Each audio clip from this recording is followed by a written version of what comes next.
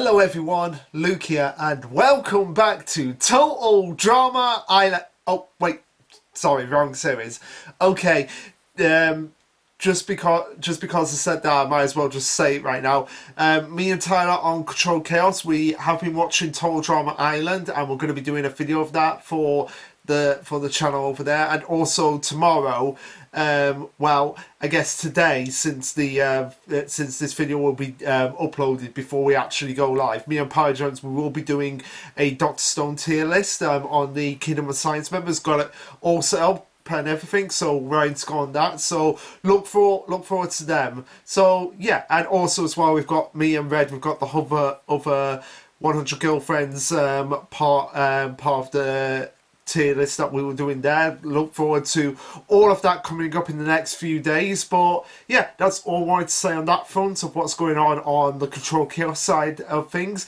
But for now, let's just dive right into this chapter.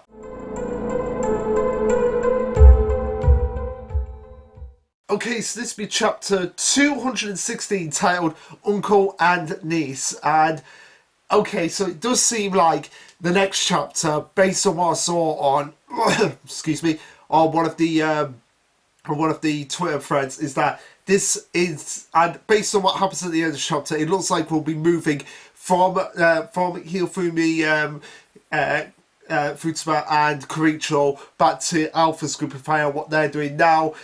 God, blimey, because of the fact that this has been going on for like about 10 chapters now, the Alpha stuff might go on for another 10 chapters, so we could be here until the let me calculate this. So 4, 8, so about 2.5 months, and we're in March now, so April, May, so we could be like coming up on June before we actually finish off on these two little arcs, focusing on Hifumi and Alpha and building up their blooming. So yeah, anyway, that's for later. We'll just focus on this chapter for now. So yeah, it starts off pretty much from the ending of the last chapter, where we have Fruitsbird she's made that dome for Ni and Kazuo, and she's there like, okay, so now I'm going to train both of you, and we're just jumping right into the middle of the action where we have Kazu sparring with Fruitsbird, but of course Fruitsbird being Fruitsbird, how quick she actually is on her feet, is able to dodge all of Kazu's attacks, and she says, you're not half bad, I like your moves, I'd take you on as apprentices if we weren't anyway. So gotta give respect to Fruitsbird there, seeing her opponents have potential. And yeah, I can also see, like, if they do decide to be like, you know what, we're done with Asa, we're out, we're not going to be signing with anyone, I can see Fruitsbird taking both Kazu and Ni on as apprentices, like build up their abilities. And Kazu is just generally surprised by this, by saying like, oh, I don't get complimented of, and that feels nice actually. Like, he's always on the receiving end of just like brutality from us. It's like, I don't know how to feel about this. Like, what is this nice feeling that I'm feeling right now? So yeah, I could definitely see like at least these two, or if not all of Asa's children, being brought over to the Yozakura side to actually take on Asa, which might actually give us an indication at that point of what his ability actually is. And we just have Ni in the background being like, oh, what is with these two, seriously?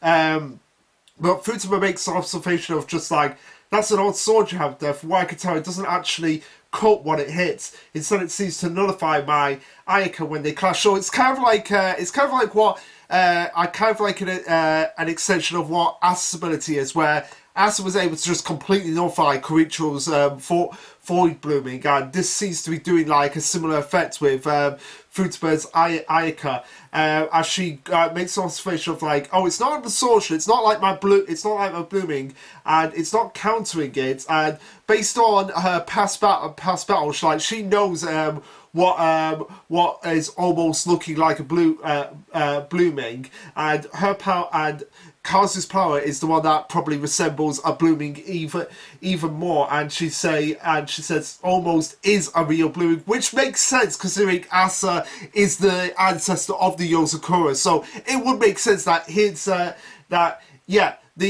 bloomings came from Saburi, yeah, that was it, Saburi. But like where the Saburi came from Asa. So this might actually be like the true identity of what a blooming actually is, what Kazu's ability actually entails. So continuing on.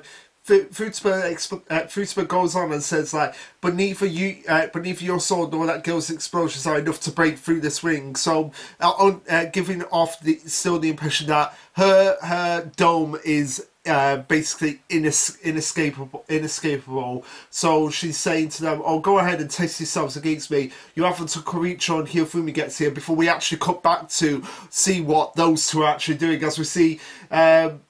What I assume is oh no, it's Hiyofumi's yo-yo being wrapped around this like huge boulder and wrapped around her, and even Koricho at this point, like Koricho is just being like obsessed throughout the series of just torturing and tormenting Tile. Even he is just like, okay, yeah, slow down here, Fumi. Like this is going too far here. You don't have to be doing this. And just tell me what is going on. Why are you doing this? So yeah, again, I always say this whenever something like this happens, but to see Koicho in that state of just being like, okay, yeah, even this is too much for me. Like, this is kind of serious here. But she goes on, Hifumi goes on and says that this is my punishment. Like, I was being so selfish, this whole thing. I made a whole lot of trouble for you and Auntie Futaba, and it wasn't nice, so I can't keep doing that. So I'm going to be extra hard on myself and give myself punishment. Basically, oh my god, like, we've always been talking about like how similar Hifumi and Koichiro are, even though Hifumi wouldn't like to admit. Like, this is pretty much a Koichiro style punishment for himself that Hifumi is actually doing it, and even he goes on and says it kind of in kind of the way he can actually say it, like, my niece is the best in the world because she's doing self-reflection and self-punishment on herself at the same time. But he goes on to say like, but being too hard on yourself can stunt your growth. How about we come up with a different way? Which, yeah, that does make sense. Like, you do have to be hard on yourself sometimes, but also as well, you need to be like, okay, I'm being hard on myself, but why am I being hard on myself? Like, okay, this is something that I need to improve on. Like, okay, how can I improve on? But being hard on yourself and being like, no, I have to keep doing this again and again, that can be like a bit of a detriment to you. But Koichiro says like, oh, how about we do it a different way? Like, how about holding my hands with me until I get home? That way, that will be an appropriate trial for you, while being an absolute joy for me. So yeah, basically, you can kill two birds with one stone here. I get the joy of being, oh, I'm the best dunker in the world with the best knees, holding my hand, and you get the punishment of being like, oh my god, I have to hold Uncle's hand. Yeah, oh my, do I really have to go through with this? And she's just like, there, you see Hifumi just being like, I really don't want to do this, but I guess it kind of does make sense. And Koichiro at this point is just like, okay, that reaction tells me it's far harder to try for you than I thought. Now I want to cry too. So, oh my god. Okay, even though Koichiro is a bit of a creep, you can't help but laugh at him sometimes with just how over the top he can be. And yeah, this is something I am going to go out. I am going to go and bring up when me and Red in Control Chaos do the 100 Girlfriends tier list tomorrow, because we're getting up to a character who is similar to Koichiro in so many ways, but the thing that character doesn't have but Koichiro has is the funny moments and the badassery. So yeah, I'm gonna go on for that, and I'm gonna explain like why Koichiro and why Red should definitely give the series a chance, and just be like, if you can get past the creepiness of Koichiro, you'll be fine, and you'll understand why he's the way he is. And this chapter perfectly sums it up, as we're going to get into it, as he says, to Hiyofumi, there isn't one thing you need to regret. In fact, what you've done deserves praise. You've been able to do a good job of finding your blooming and using it for the first time. But Hiyofumi is a little bit skeptic of it because she says that, oh, I did use it for the first time, but I went into complete fuzziness, dizziness, stuff. It was like I was dreaming. Everything was so out of control. And Creature's like, yeah, that's understandable. The blooming is like that for everyone. Like, which I would honestly like to know that. Like, when Creature first activated his blooming, like, what was? I mean, he obviously first like probably activated against. Oh, that.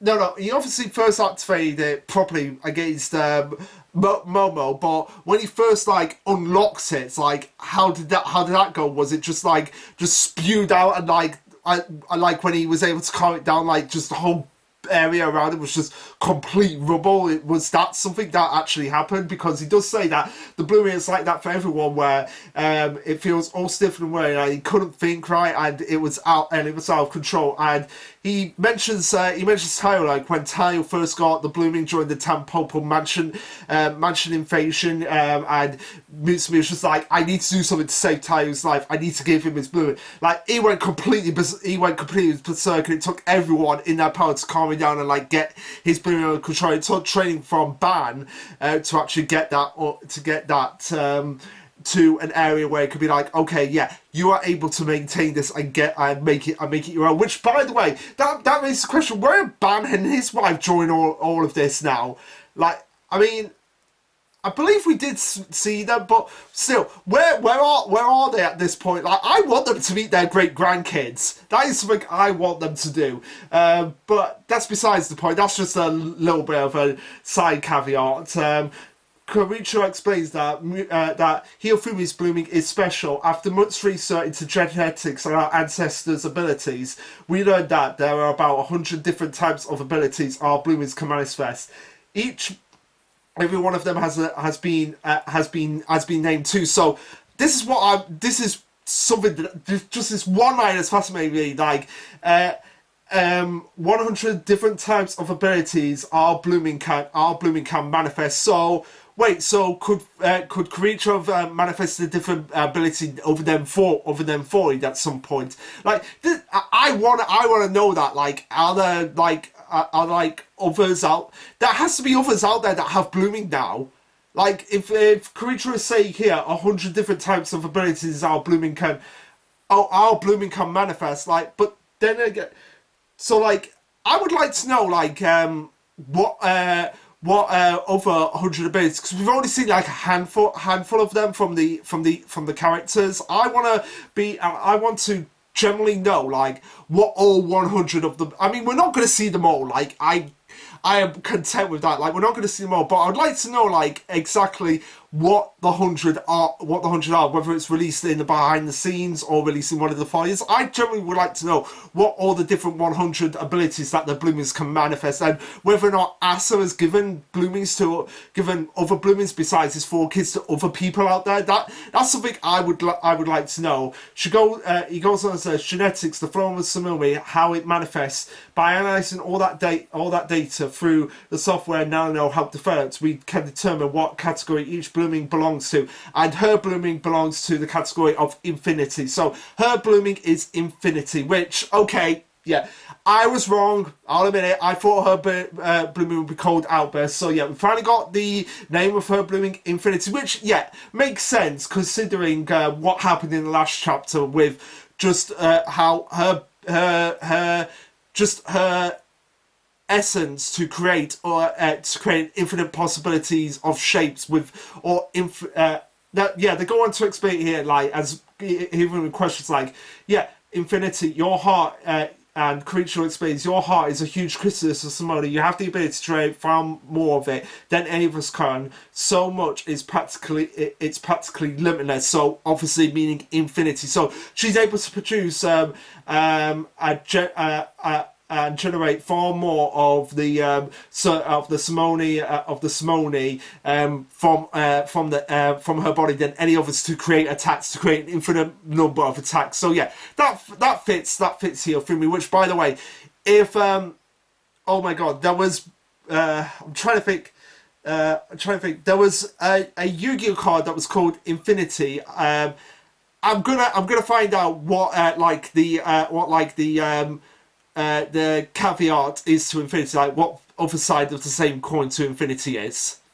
Uh, oh no, zero. Zero. Like there was a Yu-Gi-Oh card that the darkness in at the end of Yu-Gi-Oh GX he had infinity and zero. So maybe that's what Alpha's Bloom is going to be called, zero, which could mean absolutely anything. That could be absolutely anything. But yeah, infinity zero or zero infinity, that would work for both Hifumi and Alpha, unless they both have the infinity blooming. Like we just don't know at this point. So continuing on. Hifumi is told that her blooming is a completely unknown blooming, and she gets all excited at this point. Like, does that mean I have an awesome superpower? And Creature's just like, okay, yeah, you're a kid, so superpower, yeah, that's an easy way to pop it. Train it properly, and you'll surpass everyone in the family, becoming the strongest Yozakura in history and guiding one's family into the future. And of course, he's just saying that to build her up, because he knows that if he continues to build her up, she'll be just like him and just be like, have Alpha going like, my sister is the greatest. That's so cool. But he goes on and says like, yeah, none of that's gonna happen, because the strongest Yozakura who will lead the family into the future is me, both now and forever. And yeah, okay, he does have the skills to pay the bills. Like, Kiricho is the strongest out of the Yozakuras, like, no doubt about it. And I don't think any amount of training from Alpha and Hifumi's bloomings will make them surpass him. Like, I generally don't think that's going to be, because Kiricho, with just even with Steel Spider, is just so versatile in the way he can use it, and the fact that he's been trained for 5 years and he's able to combine it with his blooming makes him a very much more viable threat at this point. But he's not saying this like basically keep it down. Like, he does have a legitimate reason for why he's saying this, and Ifumi actually points out, like, I don't get what you mean. I hate that smug look. And he says, yeah, I can see that it'll be difficult for you to grasp just yet, but you'll understand eventually what I've been going through. The strongest and most powerful always holds the greatest responsibility. So he's basically doing like the Spider-Man trope: with great power comes great responsibility, and he has a great power, so he basically has the whole weight of the Yozakura, not just family, but also the entire legacy of the Yozakuras, like what they represent, what they mean to the world, and what they mean to everyone around them, not just from outside but also inside. Yeah, and he says they have a duty to give of themselves and become the sword and shield of those they must protect. Basically referring to the one who becomes the most powerful, and also referring to the fact that he needs to be the most powerful because this is what I'm saying, like, why Kiricho is much better than that character in 100 Girlfriends, because that character just basically, it would be like if Kiricho was just basically like, look at my sister, she's the best, if you're going to threaten her, you're going to be dead, and nothing else, not any of like the complexity of his character, because that's basically what he's been like, and he has seen so much shit happen to his family. Like, that's what's made him completely paranoid and completely overprotective.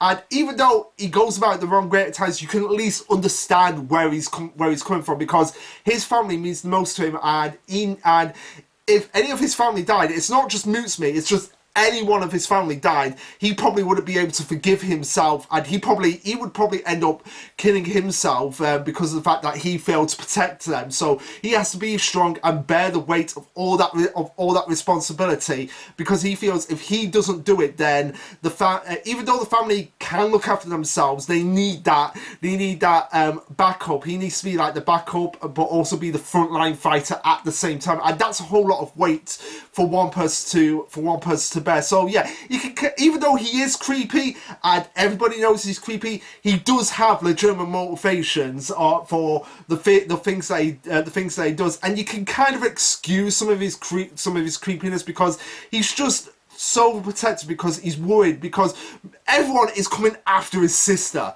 His sister is the head of the family. They want her for her powers. So, and he has no choice but to be like, I need to be like the one who, and that's why he's been so scared about people getting close to me, because I get that in the back of his mind he's always got that negative thought of like, What are they going to do to her? Are they going to do something like, can they protect her? Is she going to be worthy of protection? Oh no, I don't think so.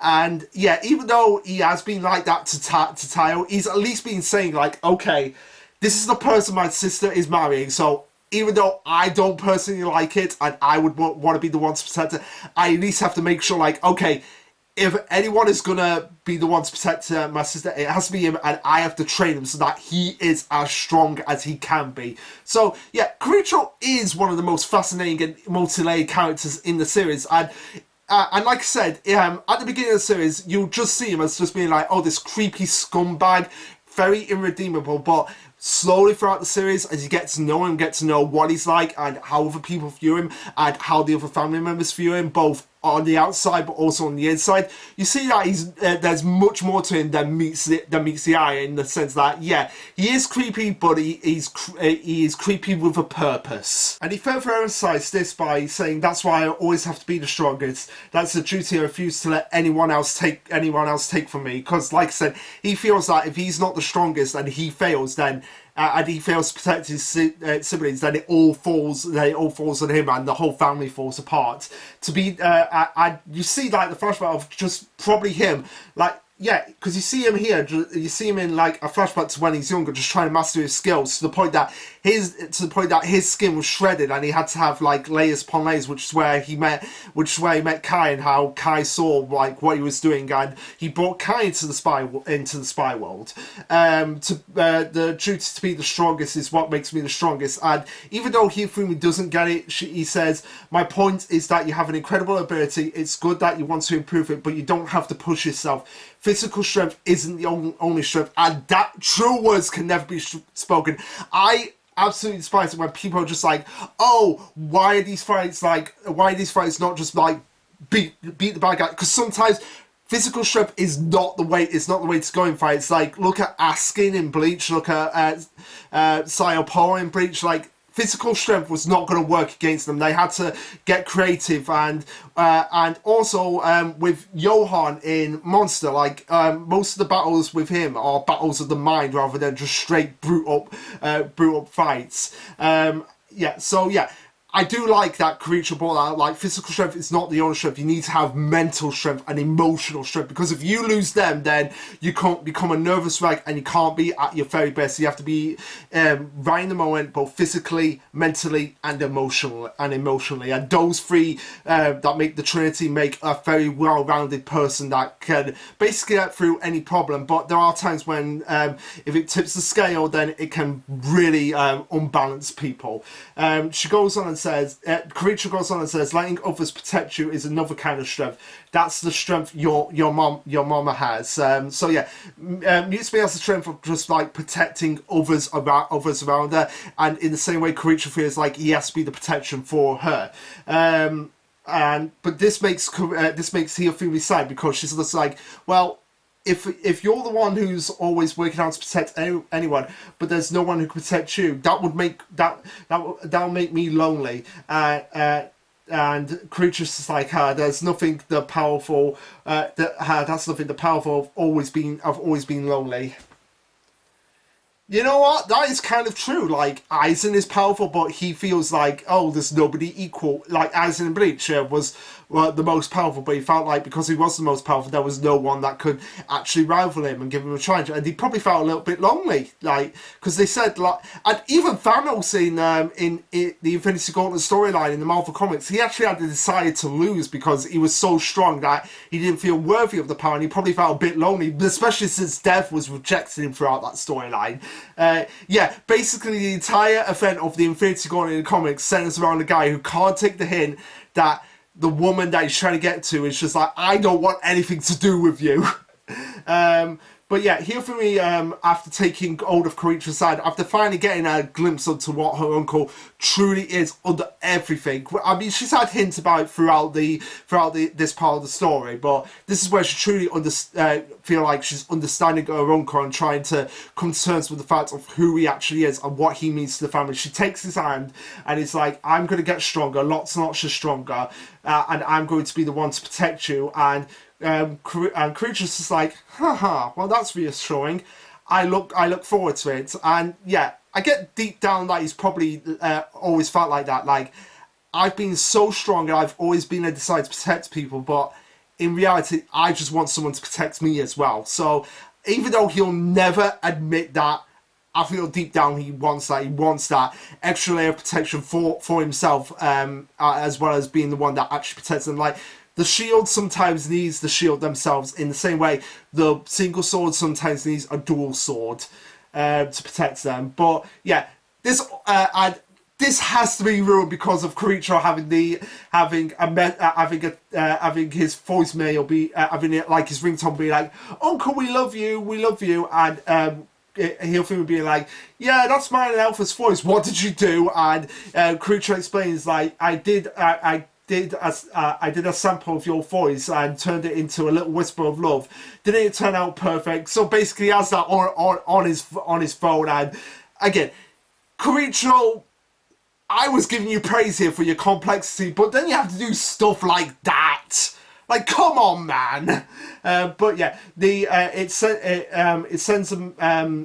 out a message, and Creature at this point is like, "Oh my god, something's happening to Alpha. That was a notice for my health monitoring app.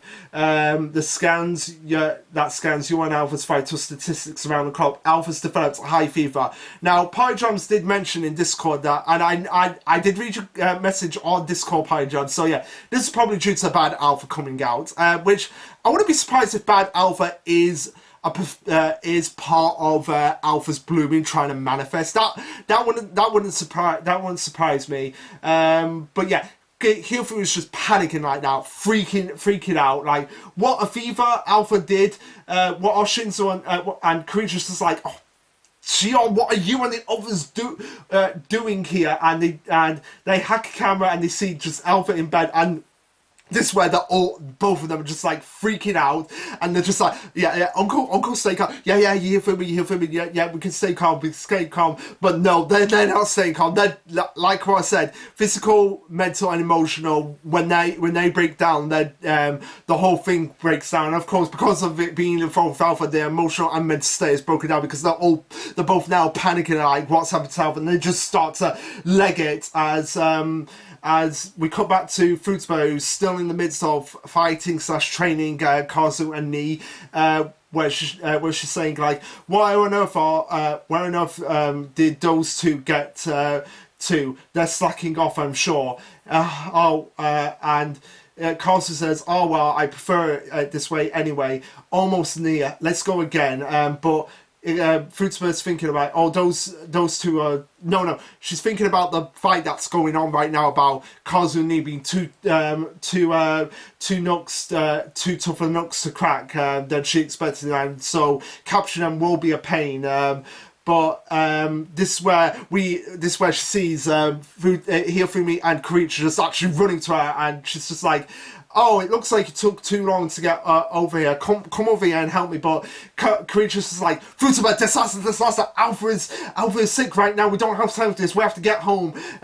We have to get home now. He's feeling as sick as his own and as his uncle and Hirofumi's saying as his sister. We have to go right now." And Fruitsburg's just there, like blank white void of just being like, "Oh, what?" And that's where the chapter ends. So yeah.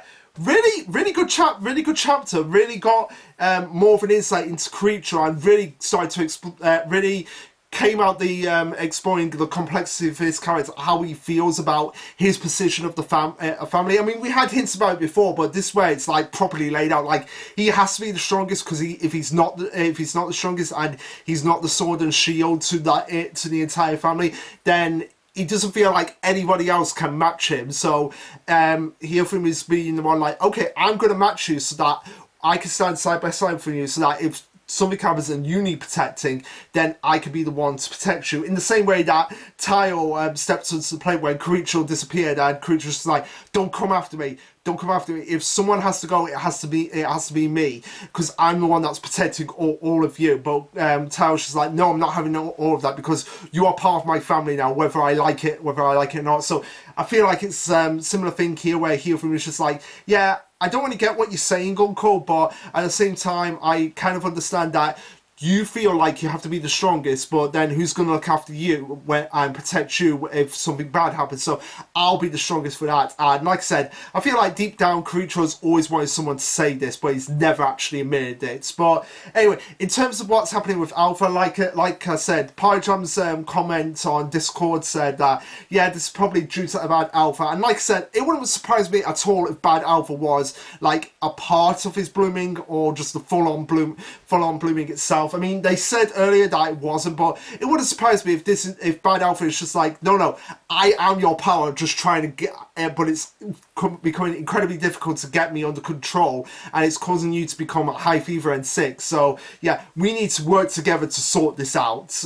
But I could be totally out of left field in the same way that I was with the name of Hirofumi's blooming, but still, Infinity Zero, I feel like Alpha's blooming is going to be called Zero, whatever that means. That'll be interesting to find out what Alpha's blooming is going to be called.